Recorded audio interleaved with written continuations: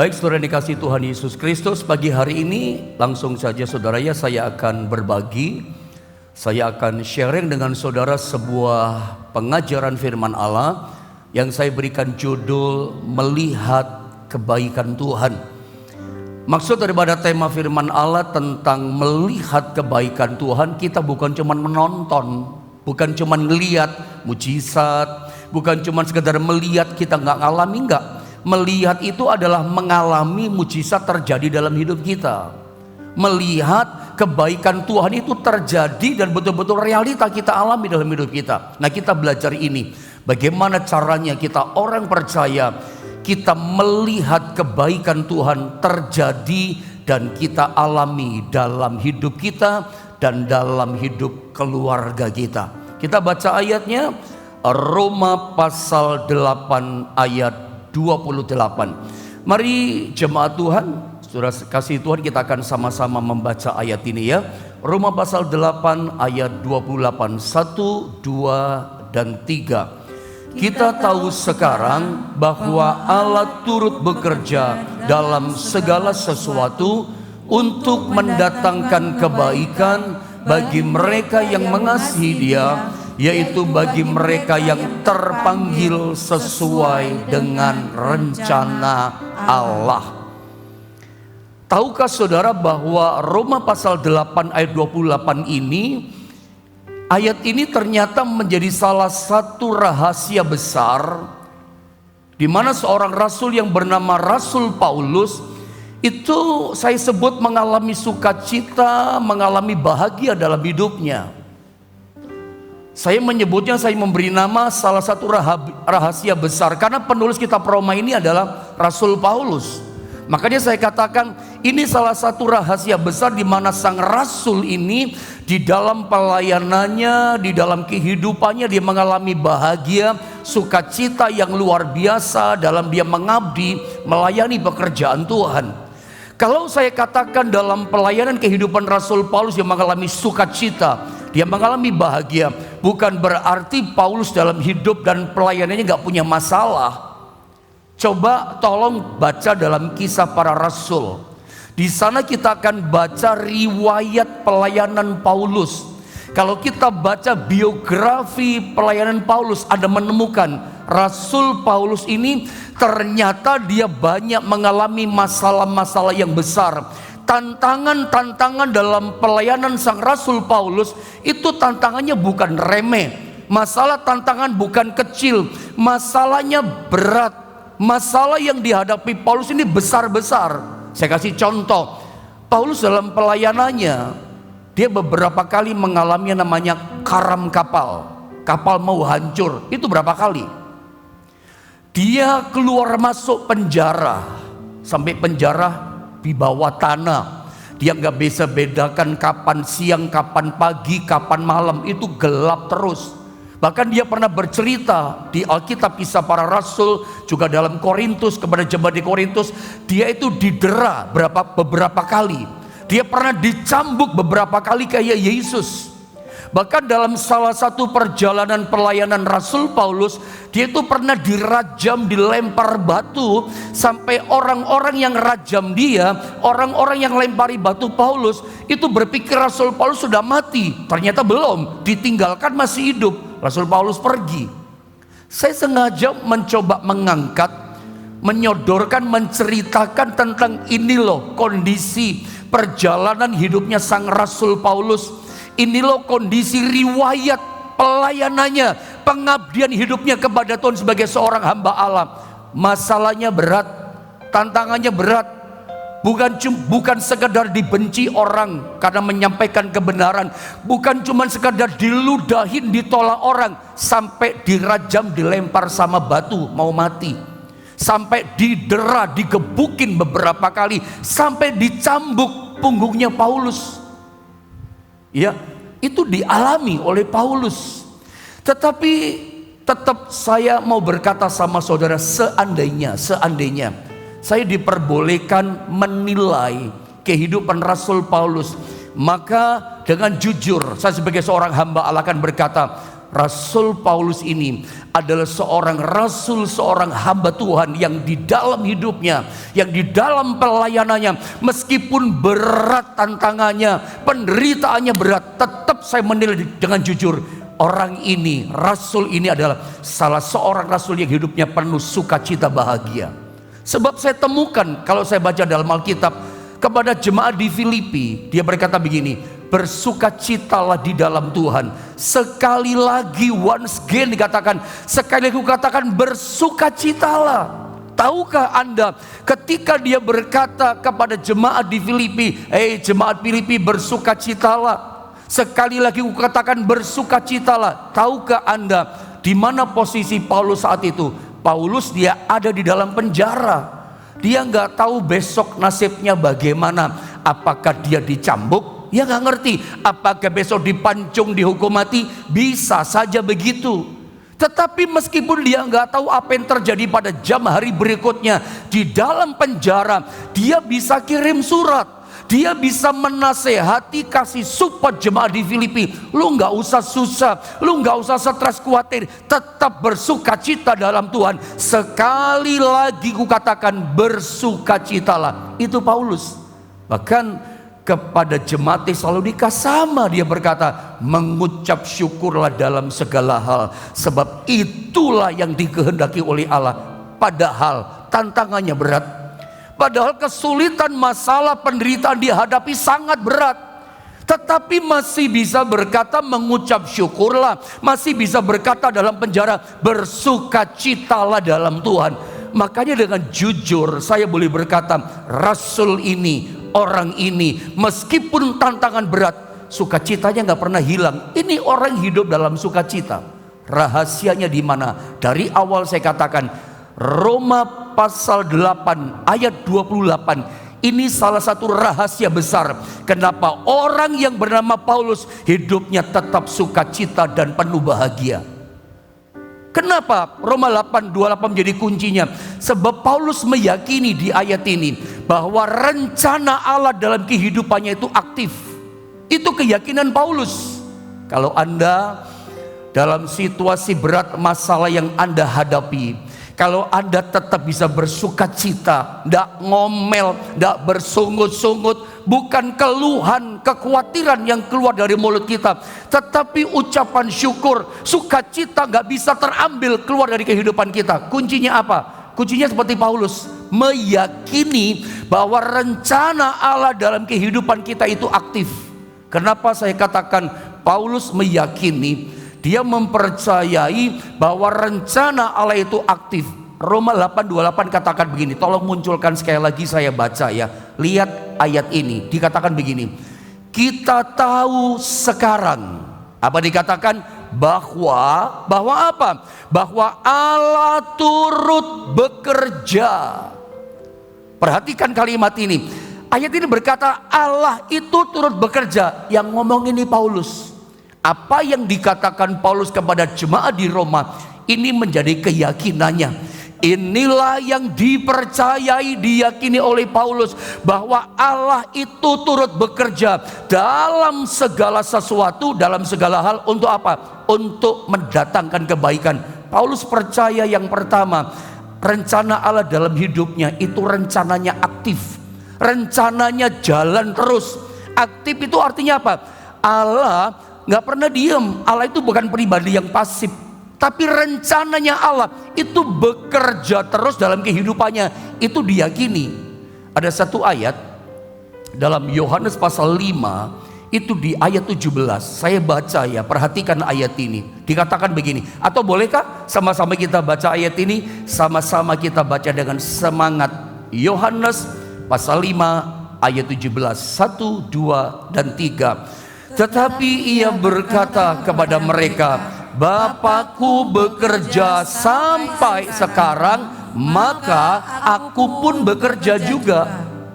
Tahukah saudara, Bapa kita dan Yesus kita, Tuhan Yesus, itu bekerja sampai sekarang ini, nggak pernah berhenti.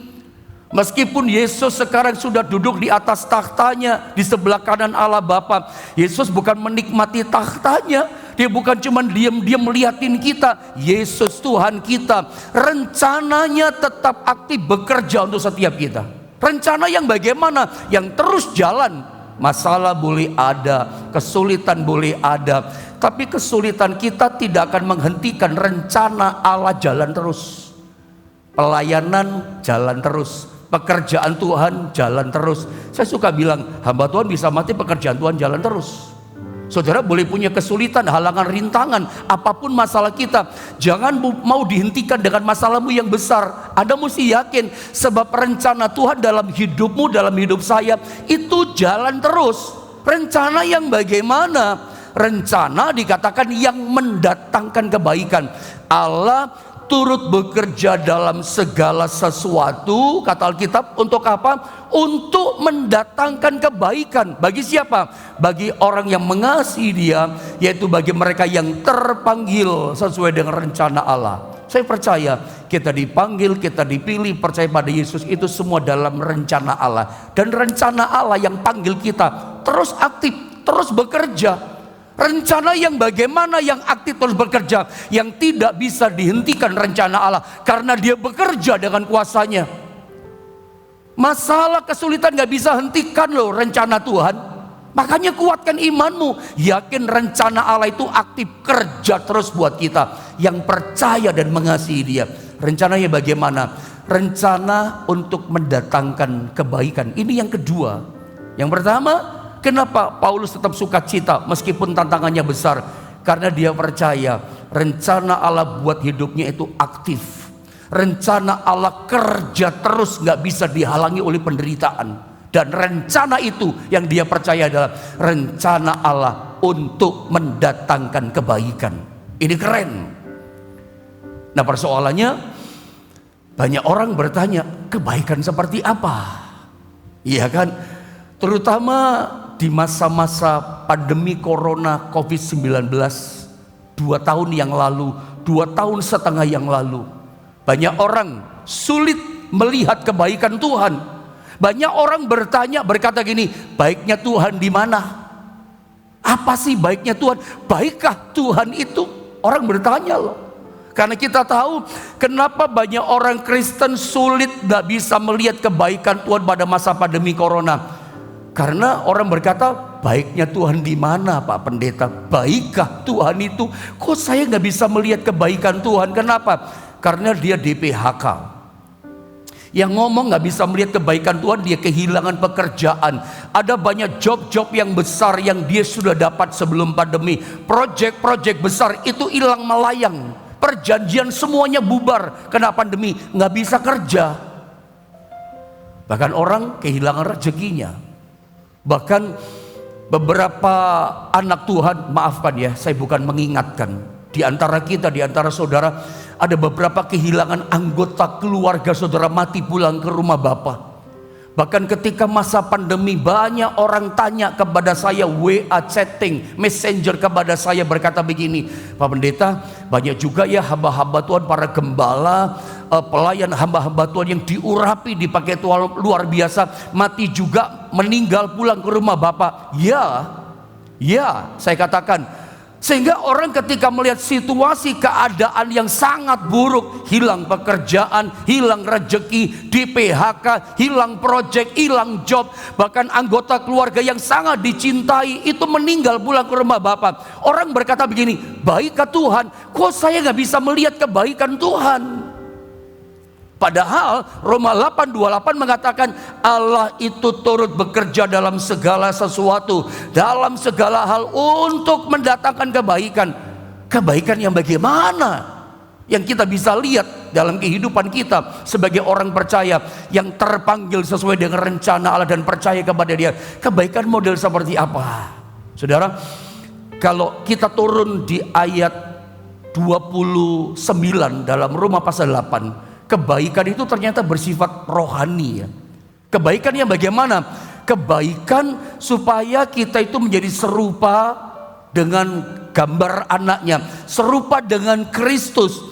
Jadi artinya kebaikan di sini adalah kebaikan yang bersifat rohani, membuat kita makin cinta Dia, karakter kita semakin berubah kayak Yesus. Apakah ada setuju dengan saya kalau saya katakan bahwa kebaikan itu adalah kesuksesan? Apakah Anda setuju dengan saya kalau saya katakan keberhasilan itu adalah kebaikan? Atau kebaikan itu adalah keberhasilan? Atau hal yang indah, hal yang manis, hal yang menyenangkan, itu adalah kebaikan? Menurut Anda, kalau Anda jawab, apakah kesuksesan itu adalah kebaikan? Keberhasilan itu adalah kebaikan? Hal yang indah, hal yang manis, yang menyenangkan, berkat, job yang besar, apakah itu adalah kebaikan? Menurut Anda kalau jawab bagaimana? Saya bantu jawab, belum tentu loh. Job yang besar belum tentu kebaikan. Kesuksesan yang luar biasa belum tentu kebaikan. Keberhasilan, kejayaan belum tentu kebaikan. Kenapa saya katakan belum tentu kebaikan? Sebab kalau Anda terima berkat, kesuksesan, keberhasilan yang luar biasa, ternyata itu membuat engkau tergoda, membuat saudara makin jauh dari Tuhan. Saya mau katakan, jemaat Tuhan, itu bukan kebaikan. Sukses, berkat banyak, kekayaan limpah Anda dapat, tapi membuat Anda mundur, teratur dari Tuhan. Bukan tambah cinta Tuhan, tambah jauh dari Tuhan. Yesus pernah berkata, apa gunanya kamu memperoleh harta kekayaan seluruh dunia, tetapi jiwamu binasa? Tuhan katakan, sia-sia. Itu bukan kebaikan. Tetapi kalau kita mungkin punya masalah, kita menghadapi penderitaan. Ada banyak ternyata yang chatting kepada saya, banyak yang berhutang sejak masa pandemi. Aset terjual, mobil terjual, hutang belum selesai dibayar. Itu bisa jadi kebaikan. Ketika kau menghadapi masalah itu, saudara dekat sama Tuhan, saudara cari Tuhan. Dalam kondisi terpojok, kepepet, saudara cari Tuhan, dan saudara lihat pertolongan Tuhan, Anda dipulihkan Tuhan. Disitulah Anda akan melihat kebaikan. Betul-betul Tuhan itu baik. Tetapi persoalannya, seringkali ketika kita menderita, ketika kita hadapi masalah, ada banyak kita berkata, kebaikan yang bagaimana? Baikkah Tuhan itu, pendeta? Saya kok gak bisa melihat kebaikan Tuhan? Mari saya bantu. Bagaimana caranya kita orang percaya bisa melihat kebaikan Tuhan? Saya teringat satu ayat yang khusus saya pernah ajarkan sama saudara tentang mengecap kebaikan Tuhan. Masih ingat itu ayat? Kecaplah dan lihatlah betapa baiknya Tuhan itu. Mazmur 34 ayat 9. Mari kita sama-sama baca ayat ini, jemaat yang saya kasihi. Mazmur 34 ayat 9. Ayo sama-sama kita baca 1, 2, dan 3. Kecaplah dan lihatlah betapa baiknya Tuhan itu. Berbahagialah orang yang berlindung padanya. Ada dua kata. Coba next gambar berikutnya. Alkitab katakan, kecaplah dan lihatlah betapa baiknya Tuhan itu. Ada dua kata. Kata yang pertama adalah kecaplah, kata yang kedua dan lihatlah. Tentu kita sama-sama paham, kata kecaplah dan lihatlah ini dua kata yang berbeda.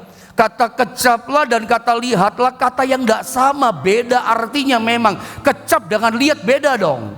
Tetapi ayat ini dahsyat. Ayat ini membongkar, membuka satu mata rohani kita. Bagaimana caranya kita bisa melihat kebaikan Tuhan terjadi dalam hidup kita. Bagaimana caranya kita ini bisa melihat mujizat Tuhan, pertolongan Tuhan kita alami dalam hidup kita. Mujizat Tuhan, berkat kita alami dalam rumah tangga kita. Pertolongan berkat Tuhan kita lihat, kita alami dalam bisnis pekerjaan kita. Bagaimana bisa melihat berkat kebaikan Tuhan kita alami di hidup kita? Bagaimana caranya? Mesti mengecap dulu. Kita tidak akan pernah bisa melihat kebaikan Tuhan kita alami dalam hidup kita kalau kita nggak mengecap dulu kebaikannya. Kecap dulu kebaikan Tuhan, rasakan dulu kebaikan Tuhan, baru kita bisa melihat kebaikannya. Karena seringkali kita beda persepsi. Seperti saya bilang barusan, kesuksesan belum tentu kebaikan loh di mata Tuhan. Ya, keberhasilan itu belum tentu kebaikan di mata Tuhan. Tetapi bisa jadi penderitaan, bisa jadi kesulitan, halangan yang kita alami. Tuhan berkata, itu bagi kamu kebaikan. Tuhan izinkan, Tuhan berkata itu kebaikan. yang Tuhan bilang baik, bisa jadi pikiran kita, logika, mata, telinga kita berkata, ini nggak baik, ini nggak menyenangkan. Tapi Tuhan berkata, ini kebaikan loh. Bagaimana kamu bilang nggak baik?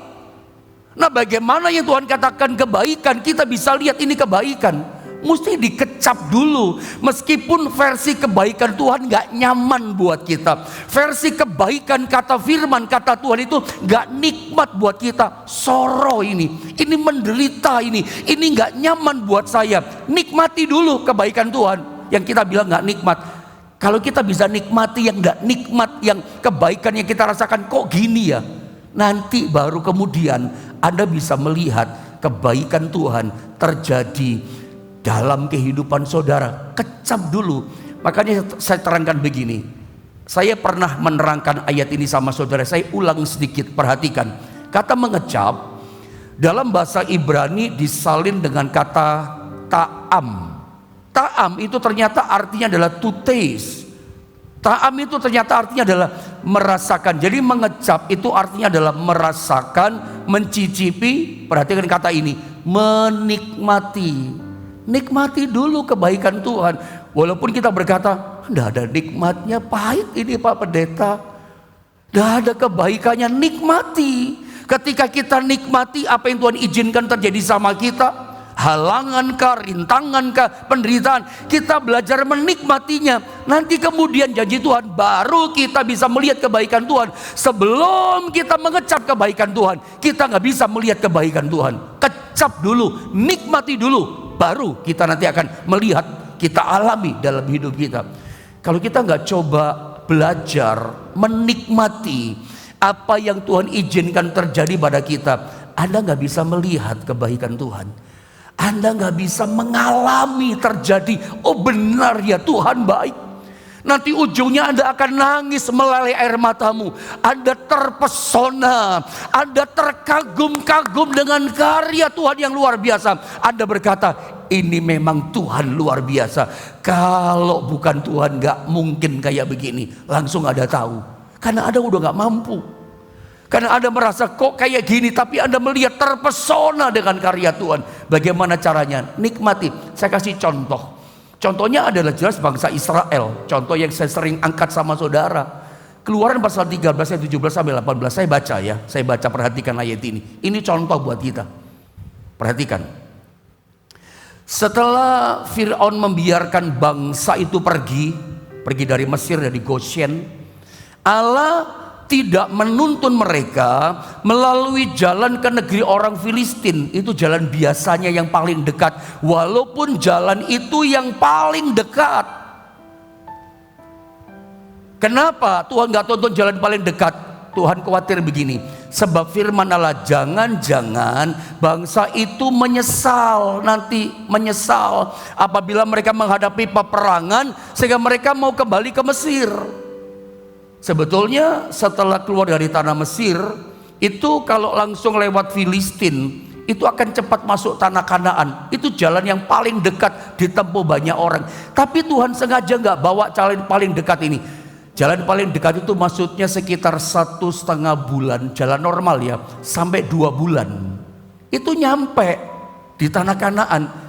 Tapi kenapa Tuhan gak bawa jalan yang paling dekat 1,5 bulan dari Goshen tanah Mesir sampai tanah Kanaan? Ya paling lama 2 bulan lah, jalan santai. Tapi kenapa dibawanya berputar? Ada lihat ayat 18, saya baca ayat 18. Tetapi Allah menuntun bangsa itu berputar. Berputar kemana? Melalui jalan di padang gurun menuju ke laut Tebrau. Sengaja diputar. Dengan siap sedia berperang, berjalanlah orang Israel dari tanah Mesir. Diputar lewat laut Tebrau. Turun ke bawah itu saudara ya, lewat Pihahirot. Nanti kalau kita lihat petanya, kenapa diputar? Sebetulnya meskipun dari Goshen ya itu diputar sampai Pihahirot, itu sebetulnya kalau jalan normal seperti rutenya Israel berjalan sampai tanah Kanaan, itu paling lama 8 bulan. Jadi menurut saya sebetulnya Tuhan itu nggak keterlaluan ya, membawa Israel lewat Pihahirot, lewat laut Tebrau, nggak keterlaluan. 8 bulan nyampe kok. Tapi menjadi keterlaluan jadi 40 tahun. berputar di padang gurun 40 tahun. Harusnya 8 bulan diputar sama Tuhan. Karena Tuhan itu nggak bawa jalan dekat, nanti mereka menyesal. Makanya diputar agak jauh. Bagi orang Israel, kok nggak nyaman ya? Orang nggak bisa lihat kebaikan gitu loh. Kok diputar? Harusnya 2 bulan nyampe. Ini jadi 8 bulan. Orang berkata, mana baiknya? Kalau kita menilai, kita nggak bisa lihat kebaikan Tuhan. Tapi kalau kita baca turun ayat ini ke bawah, ada lihat kebaikan Tuhan loh. Laut Teberau dibelah jadi 2. Bukan cuma itu, nanti Mesir tenggelam. Selama-lamanya nggak ada Mesir. Masalah besar nggak kelihatan lagi. Nanti saya tunjukkan. Memang awalnya kalau Anda hadapi penderitaan, kita nggak bisa lihat kebaikan Tuhan. Aduh, kok lama gini, kok penundaan gini, kok nggak cepat ditolong, kok doaku nggak dijawab-jawab. Itu kan kita nggak bisa lihat kebaikan ketika doa kita belum juga dijawab. Mengalami penundaan seperti molor berkat mujizat Tuhan sama kita. Kok nggak ditolong-tolong sih? Selalu kita berkata, baikkah Tuhan itu, gitu saudara ya. Diputar. Israel itu berputar selama 40 tahun di padang gurun. Mereka merasa kok kayak gini. Seperti pandemi Covid hampir 2,5 tahun kita alami. Kita banyak bertanya kan, kapan ya selesai? Kapan ya selesai pandemi? Akhirnya melandai tiba-tiba. Pada waktunya selesai juga gitu saudara ya. Yesaya pasal 59 katakan, sesungguhnya tangan Tuhan tidak kurang panjang untuk menyelamatkan, dan pendengarannya tidak kurang tajam untuk mendengar. Tuhan dengar kok doa kita. Tetapi kalau sampai belum dijawab, tangan Tuhan tidak kurang panjang, bahkan gak pernah ditarik dari kita. Selalu tangannya tepat pada waktunya menolong kita. Kalau ada molor, ada seperti penundaan, percayalah Tuhan itu punya rencana yang jauh lebih baik. Coba kita lihat ayat ini sebentar. Saya ingin tunjukkan ayat ini. Keluaran 13 ayat 20. Saya coba kasih secara detail ya perjalanannya bangsa Israel supaya Anda nangkepnya enak gitu. Nangkepnya bagus. Saya baca ya. Keluaran 13 ayat 20. Demikianlah mereka berangkat dari Sukot, dari Goshen ke Sukot, dan berkemah di Etam, dari Sukot ke Etam di tepi pada gurun. Turun pasal 14 dikatakan, berfirmanlah Tuhan kepada Musa demikian, katakanlah kepada orang Israel supaya mereka balik kembali dan berkemah di depan Pihahirot. Nanti kita lihat petanya deh sebentar ya. Antara Migdol dan laut, tepat di depan Baal Zephon, berkemahlah kamu di tepi laut. Anda lihat peta dengan cepat, Anda lihat. Saya berharap Anda bisa kelihatan ini ya. Israel ketika keluar dari Mesir, dari Goshen, itu jalan dikatakan dari Sukot itu ke Etam. Dari Etam, saudara, dari Sukot ke Etam, dari Etam itu harusnya naik ke atas. Jalannya ke atas, ke utara gitu. Itu nyampe Israel. Itu 8 bulan nyampe loh saudara ya. Cepet nyampenya. Bukan 8 bulan, 2 bulan itu bisa nyampe cepet gitu ya. Tetapi Tuhan bawa ke Pihahirot. Balik itu ternyata turun ke bawah. Makin jauh dari Israel tanah Kanaan. Makin menjauh turun ke Pihahirot. Tapi ternyata di Pihahirot yang saya suka ajarkan sama saudara, tempat yang tidak strategis, tempat yang sangat tidak bagus, tidak nyaman buat Israel. Itu tempat berbahaya. Tapi Tuhan katakan, Musa suruh kembali ke Pihahirot. Loh kenapa? Ini menurut saya secara akal logika tempat yang gak baik. Kita nggak bisa menilai dengan akal kita, dengan mata kita. Ini Pihahirot tempat gak baik. Kenapa gak baik? Karena depan mereka laut Teberau, Pihahirot itu. Dan di belakang mereka tentara Fir'aun. Orang Mesir, tentara Mesir itu semakin dekat akan membunuh mereka. Terpojok mereka. Dan mereka tidak berkutik, tidak berdaya, gak bisa bikin apa-apa. Kita sama sekali gak melihat kebaikan. Udah terpojok kok, gak bisa bikin apa-apa. Coba. Kanan gak bisa, kiri gak bisa, mundur, mati depan laut Teberau. Mau bikin apa coba? Gak baik kan? Bisakah Anda melihat kebaikan di sini? Menurut kita gak baik. Menurut kita ini bahaya. Menurut kita ini penderitaan yang amat sangat. Ini kesulitan yang hebat mencekik kesesakan ini. Gak ada jalan gitu loh. Kalau pagi ini Ada di antara saudara yang sedang beribadah mendengar firman. Bukan kebetulan Anda ikut ibadah. Anda menghadapi masalahmu, sudah tidak ada jalan, terjepit. Ada udah berkali-kali jalan, tetap butuh gak ada jalan. Dengarkan. Mungkin dalam situasi masalah yang sudah tidak ada jalan, engkau tidak melihat baikkah Tuhan itu. Kok saya gak melihat kebaikan Tuhan toh pendeta? Dengar baik. Ternyata Tuhan izinkan mereka ngalami ini. Anda lihat gambar berikutnya. Tuhan punya alasan. Alasan kenapa Tuhan kadang membawa kita berputar sampai terjepit, tidak ada jalan di Pihahiroth. Yang pertama alasannya, karena memang kita belum siap untuk sesuatu berkat yang lebih besar. Israel itu gak dibawa lewat Filistin 2 bulan nyampe tanah Kanaan, karena memang gak siap. Nanti kalau hadapi perang mereka berkata, kami gak mau, kami balik ke Mesir. Gak siap ngalami Kanaan. Percaya ayat ini Pengkhotbah 3:11, ia membuat segala sesuatu indah pada waktunya. Bahkan dikatakan ia memberikan kekekalan dalam hati mereka dan seterusnya. Percayalah, dalam kesulitan kita, Tuhan itu memberikan berkat, pertolongan, mujizat, jalan terbuka itu tepat pada waktunya. Lalu kemudian ada kata ini, ia memberikan kekekalan, long duration, panjang gitu. Kalau dikasih berkat, berkatnya berkepanjangan, keberuntungannya itu panjang gitu saudara ya.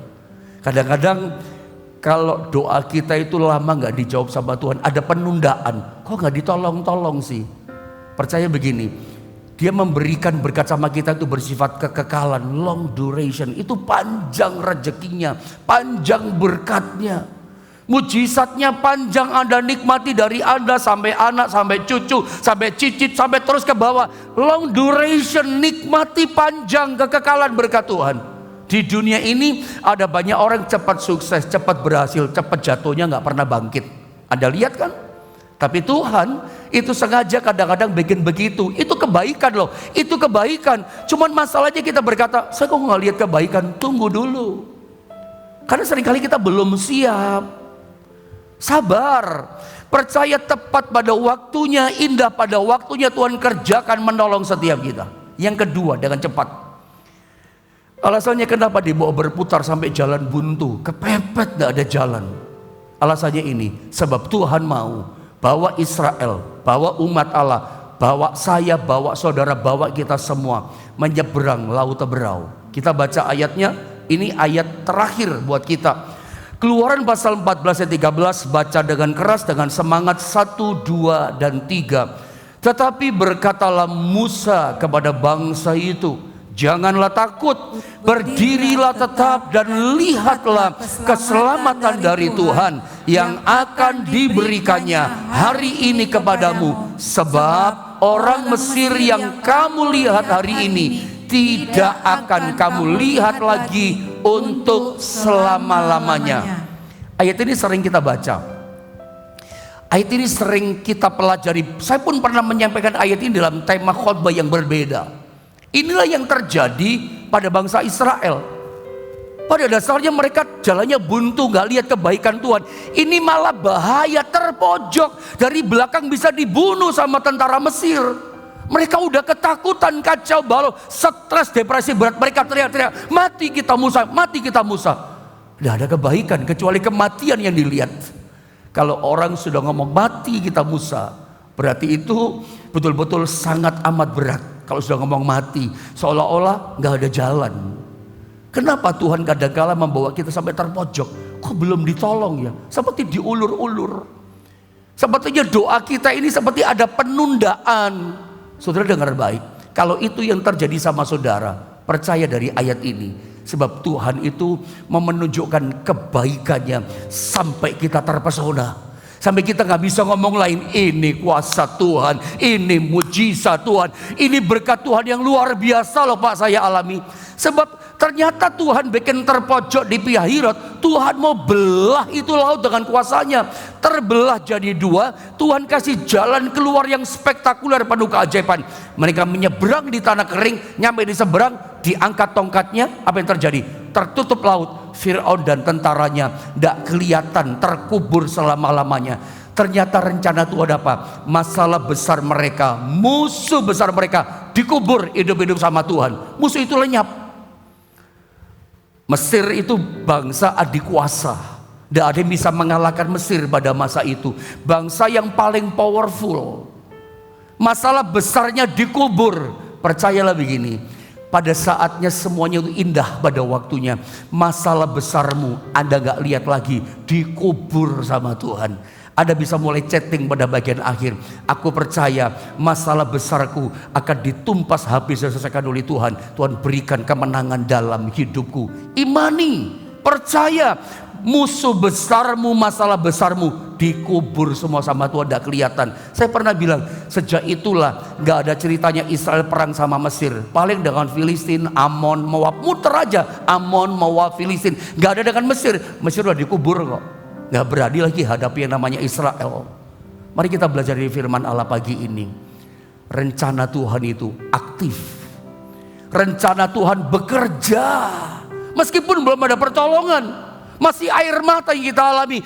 Tapi meskipun matamu tidak lihat dia bekerja, dia tetap bekerja. Dan ujungnya Anda akan lihat kebaikan Tuhan itu benar. Makanya yang tidak nikmat, yang tidak menyenangkan, kita merasa tidak ada baiknya, kecap saja. Nikmati yang tidak baik. Tapi Tuhan katakan itu baik buat kamu. Nikmati itu berarti jangan ngomel. Sikap hidup kita menentukan kemenangan kita. Saya berdoa rencana Tuhan jadi atas setiap saudara dan saya.